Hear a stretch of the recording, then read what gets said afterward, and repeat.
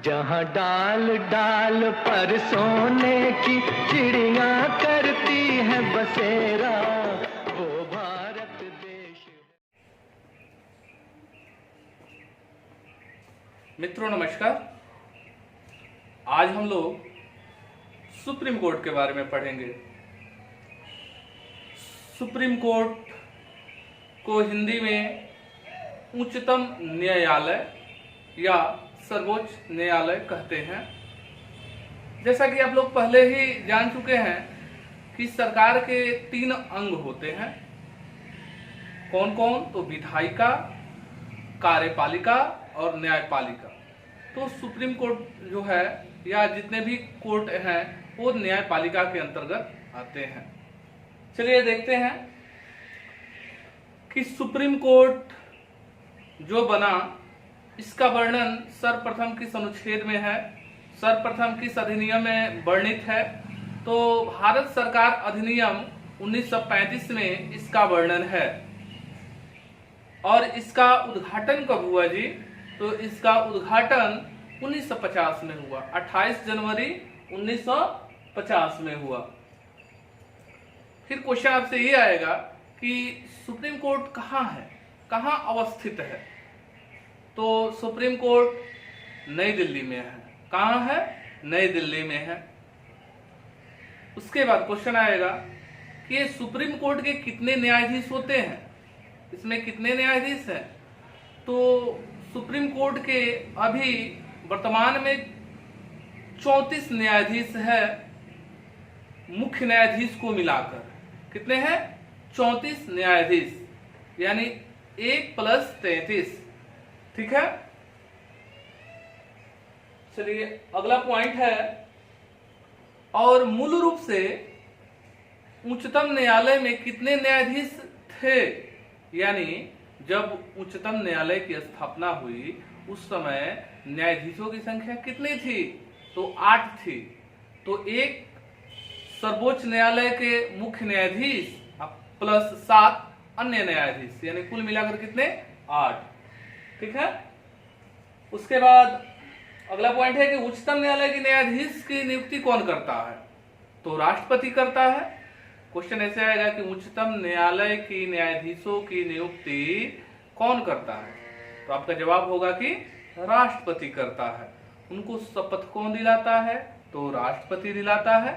फिर या राष्ट्रपति द्वारा नियुक्त कोई अन्य व्यक्ति इनको शपथ दिलाता है। ठीक है। तो यहां से मुख्य क्वेश्चन आप लोगों को कवर हो गए।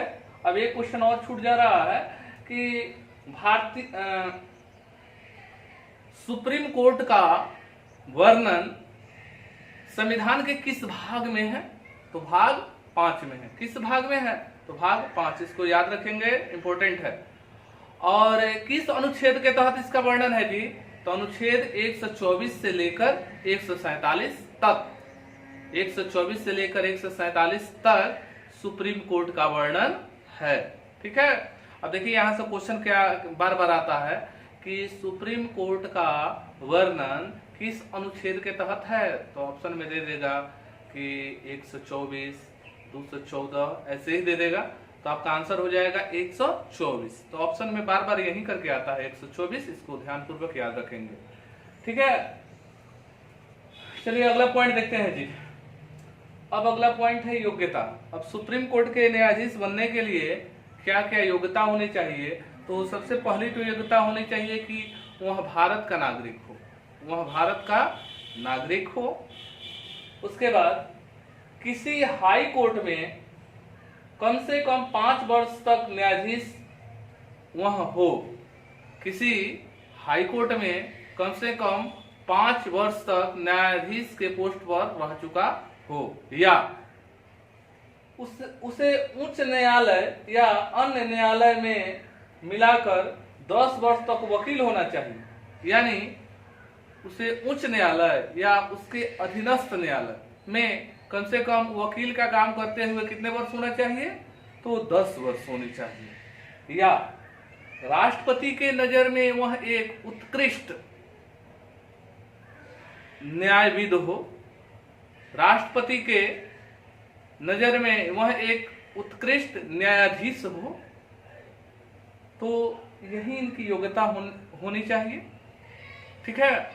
अब फिर एक क्वेश्चन मन में आएगा कि इसका न्यूनतम आयु कितना होना चाहिए, किसी भी सुप्रीम कोर्ट के न्यायाधीश का न्यूनतम आयु क्या होनी चाहिए। तो देखिए इसका कहीं वर्णन नहीं है। ठीक है। तो इसका कहीं न्यूनतम आयु का कहीं भी जिक्र नहीं किया गया है, लेकिन अधिकतम आयु का किया गया है। अधिकतम आयु कितना होना चाहिए, तो 65 वर्ष होना चाहिए। ठीक है। तो देखिए यहाँ से मुख्य जो बहुत इंपॉर्टेंट क्वेश्चन है, एक बार फिर से हम लोग रिपीट कर लेते हैं। देखिए सर्वोच्च न्यायालय का वर्णन किस सर्वप्रथम कहाँ है, किस अधिनियम में है, तो भारत सरकार अधिनियम 1935। और ये पहले ही आप लोगों को बता चुके हैं कि भारत सरकार अधिनियम एक ऐसा अधिनियम है कि जो हमारे संविधान बना है तो उसको या तो कंप्लीटली अपना लिया गया है या कुछ आमूलचूल उसमें संशोधन किए गए हैं। ठीक है। और आपसे एक बात और कह देते हैं कि आरबीआई का जो गठन हुआ है, रिजर्व बैंक ऑफ इंडिया का, तो उसका भी वर्णन उसी अनुच्छेद में है, भारतीय संविधान अधिनियम 1935 में ही है। ठीक है। चलिए जी, अब कहा जाए कि उच्चतम न्यायालय का उद्घाटन कब हुआ, तो 1950 में हुआ। सुप्रीम कोर्ट कहाँ है, तो नई दिल्ली में है। फिर क्वेश्चन आएगा कि सुप्रीम कोर्ट का वर्णन किस भाग में है, तो भाग 5 में है। फिर क्वेश्चन ऐसे आएगा कि सुप्रीम कोर्ट का वर्णन किस अनुच्छेद के तहत है, तो 124 सिंपली यही आता है ऑप्शन में 124, लेकिन याद रखेंगे कि 124 से 147 तक में है। ठीक है। उसके बाद सुप्रीम कोर्ट के मुख्य न्यायाधीश की संख्या कितनी है अभी, तो 34 है। मुख्य न्यायाधीश को लेकर कितनी है, 34 है। और उसके बाद क्वेश्चन ऐसे आ जाएगा कि जब उच्चतम न्यायालय की स्थापना हुई उस समय उस सुप्रीम कोर्ट के न्यायाधीशों की संख्या कितनी थी, तो 8 थी। कितनी थी, 8। 1 + 7 यानी 1 मुख्य न्यायाधीश और 7 अन्य न्यायाधीश। ठीक है। उसके बाद यहां तक में जो इंपॉर्टेंट क्वेश्चन है वो हम पूछ लिए हैं आपसे। ठीक है।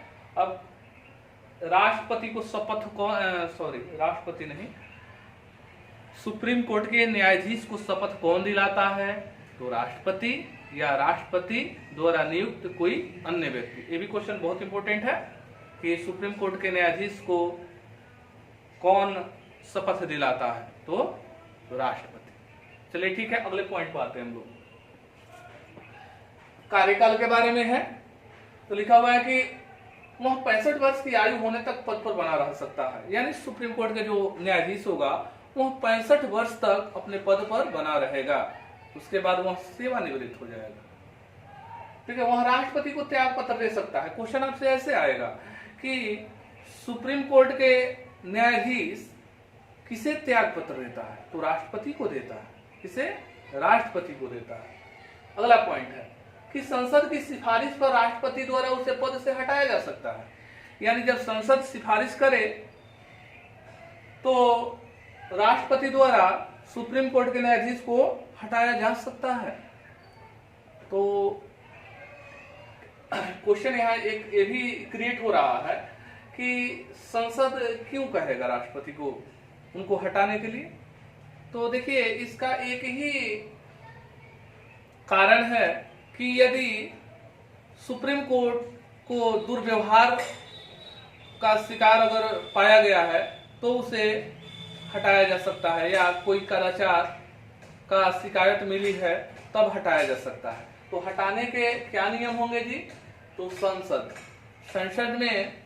संसद में 2 भाग यानी लोकसभा और राज्यसभा। लोकसभा में और राज्यसभा में फुल बहुमत से बिल को पारित करना पड़ेगा।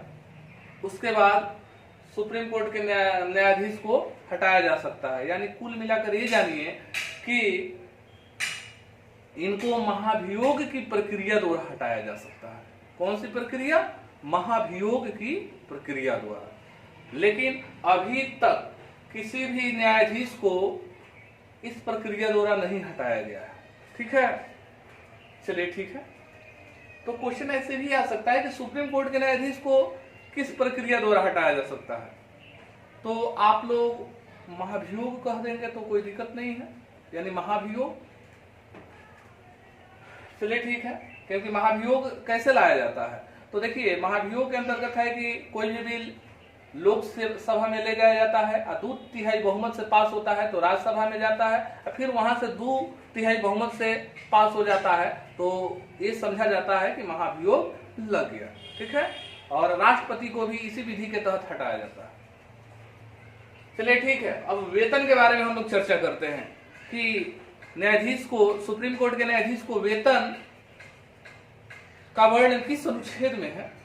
तो देखिए 125 में है। किस अनुच्छेद में है वेतन का वर्णन? तो अनुच्छेद 125 में है। अच्छा जी, इन लोगों को वेतन कितना मिलता है? सुप्रीम कोर्ट के मुख्य न्यायाधीश को वेतन 2,80,000 रुपया प्रति माह मिलता है और अन्य न्यायाधीश को तो 2.5 लाख प्रति माह मिलता है। ठीक है, यानी 2,80,000 सुप्रीम कोर्ट के मुख्य न्यायाधीश को और 2,50,000 अन्य न्यायाधीश को, सुप्रीम कोर्ट के अन्य न्यायाधीश को। अच्छा, वर्तमान में सुप्रीम कोर्ट के मुख्य न्यायाधीश कौन है? तो शरद अरविंद बोबड़े, यानी S.A. बोबड़े। ठीक है, और एक और नियम है कि सेवानिवृत्ति के बाद, माने सुप्रीम कोर्ट के जो न्यायाधीश होंगे वे सेवानिवृत्त हो जाते हैं तो फिर कहीं वकालत नहीं कर सकते हैं। ठीक है, सुप्रीम कोर्ट के न्यायाधीश अगर सेवानिवृत्त हो जाते हैं तो वह किसी भी कोर्ट में वकालत नहीं कर सकते हैं। चलिए ठीक है, अगला पॉइंट देखते हैं। तो देख लीजिए, इसमें मुख्य जो क्वेश्चन यहाँ तक में आया उससे जान लेते हैं। तो ये बहुत ही इंपॉर्टेंट क्वेश्चन है कि सुप्रीम कोर्ट के न्यायाधीश अपने पद पर कितने वर्ष तक बने रह सकते हैं? तो 65 वर्ष। उसके बाद दूसरा क्वेश्चन है कि सुप्रीम कोर्ट के न्यायाधीश त्याग पत्र अगर देते हैं तो किसको देंगे? तो राष्ट्रपति को देंगे। फिर सुप्रीम कोर्ट के न्यायाधीश को किस विधि के तहत हटाया जा सकता है? तो महाभियोग विधि के तहत हटाया जा सकता है। चलिए, वेतन राष्ट्रपति नहीं, सुप्रीम कोर्ट के मुख्य न्यायाधीश का वेतन का वर्णन किस अनुच्छेद के तहत है? तो अनुच्छेद 125 में। ठीक है, नेक्स्ट क्वेश्चन है कि सुप्रीम कोर्ट के मुख्य न्यायाधीश को वेतन कितना मिलता है? तो 2,80,000 रुपया प्रति माह। और अन्य न्यायाधीश को कितना मिलता है? तो 2,50,000 रुपया प्रति माह। ठीक है, और अभी वर्तमान में सुप्रीम कोर्ट के मुख्य न्यायाधीश कौन है? तो शरद अरविंद बोबड़े। चलिए ठीक है, अगला पॉइंट देखते हैं कि उच्चतम न्यायालय की शक्तियां, इसे क्या क्या शक्तियां प्राप्त है, इसके बारे में जानते हैं। तो देखिए, प्रारंभिक क्षेत्राधिकार के अंतर्गत केंद्र एवं राज्य या राज्य एवं अन्य राज्य के विवादों को सुलझाता है। तो प्रारंभिक क्षेत्राधिकार के अंतर्गत यह केंद्र और राज्य से संबंधित विवादों को सुलझाता है, या कोई राज्य या अन्य राज्य के बीच में जो भी विवाद होता है उसे ये सुलझाने का काम करता है। ठीक है, उसके बाद यह देश का सबसे बड़ा अपीलीय न्यायालय है। सभी उच्च न्यायालय के निर्णयों के विरुद्ध इसे विचार करने का अधिकार है। तो बिल्कुल सही बात है कि सबसे बड़ा कोर्ट है वो सुप्रीम कोर्ट है, यानी कोई भी मामला हो, चाहे हाई कोर्ट का हो, चाहे उसके अधीनस्थ कोर्ट का हो, उसके द्वारा निर्णय लिया गया है, अगर हाई कोर्ट या उसके अधीनस्थ न्यायालय द्वारा अगर कोई भी निर्णय लिया गया है तो उस पर विचार करेगा कौन? तो सुप्रीम कोर्ट। ठीक है, राष्ट्रपति को उच्चतम न्यायालय से परामर्श लेने का अधिकार है। राष्ट्रपति किसी भी सब्जेक्ट पर सुप्रीम कोर्ट के न्यायाधीश से सलाह लेगा। तो इसका वर्णन किस अनुच्छेद में है? तो अनुच्छेद 143 में है। अनुच्छेद 143 में है। चलिए, अगला पॉइंट है कि यह स्वयं द्वारा दिए गए निर्णय पर भी विचार करता है। अच्छा जी, सुप्रीम कोर्ट अगर कोई निर्णय दिया है तो उस पर फिर से वह विचार कर सकता है। इसका वर्णन किस अनुच्छेद में है? तो अनुच्छेद 137। अनुच्छेद 137 में है। अनुच्छेद को ध्यानपूर्वक याद रखेंगे।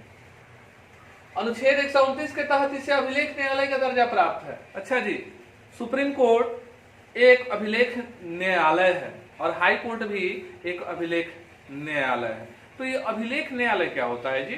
तो देखिए, अभिलेख न्यायालय का मतलब ये है कि अगर मान लेते हैं कि सुप्रीम कोर्ट किसी भी केस में अगर कोई निर्णय दिया हो तो वह लिखित रूप में रहता है, और उसी उदाहरण के स्वरूप वैसा ही कोई मामला अगर हाई कोर्ट में हो या अधीनस्थ न्यायालय में हो, तो सुप्रीम कोर्ट के जो फैसला पूर्व में दिया गया है उसी फैसला के आधार पर इन लोगों द्वारा फैसला ले लिया जाता है, और इसी को हम लोग अभिलेख न्यायालय के रूप में जानते हैं। ठीक है, चलिए, यह मूल अधिकारों का रक्षक है।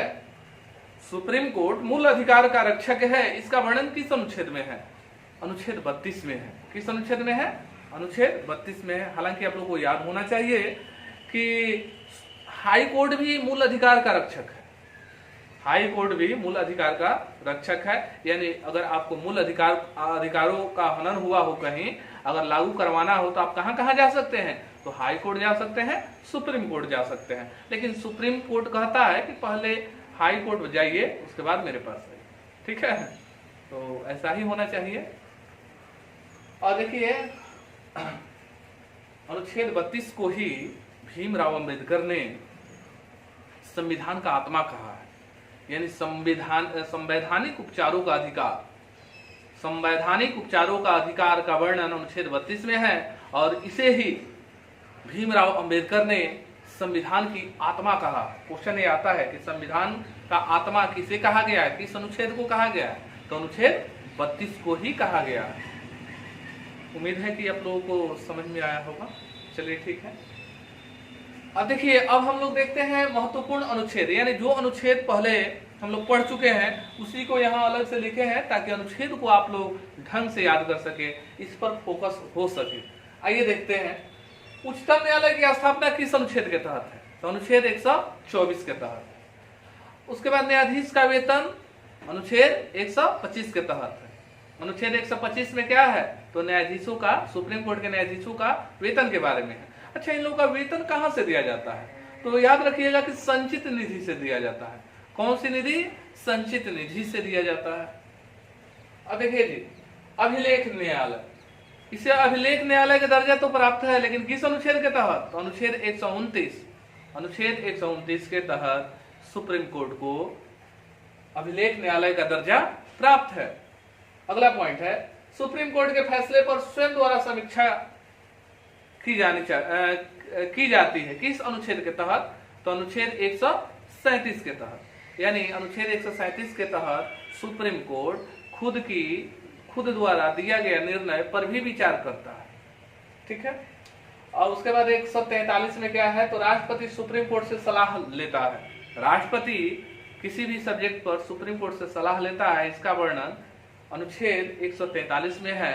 ये जरूरी नहीं है कि राष्ट्रपति सुप्रीम कोर्ट की सलाह को माने ही, नहीं भी मान सकता है, वो उसके ऊपर डिपेंड है। चलिए, ठीक है, तो टॉपिक समाप्त हुआ। और देखिए, सुप्रीम कोर्ट से रिलेटेड जितने भी तथ्य थे, सारे तथ्य आपको बता दिए गए हैं, और यहां से अलग आपसे क्वेश्चन नहीं पूछा जाता है। तो ये समझिए कि संपूर्ण है, हाई कोर्ट के बारे में संपूर्ण नॉलेज है। इसमें जो भी क्वेश्चन पूछा गया है एग्जाम में, सबका वर्णन है इसमें। ठीक है, तो इस वीडियो को ध्यानपूर्वक अगर आप देखते हैं तो बहुत बेनिफिट होगा। और आप लोगों को एक सलाह देंगे कि अगर इसे नोट्स बना लेते हैं, आप नोट्स भी बनाते चलें तो बहुत अच्छा होगा आपके फ्यूचर के लिए। ठीक है, और एक बात और कि आपको वीडियो अगर अच्छा लग रहा है तो बिल्कुल ही अपनी भावना को कमेंट में लिखें।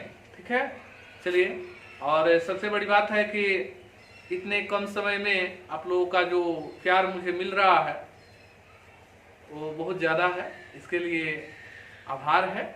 लेकिन फिर भी हम चाहेंगे कि वीडियो अधिक से अधिक चले, इसलिए आप लोग शेयर भी करते रहें। ठीक है, धन्यवाद, नमस्कार।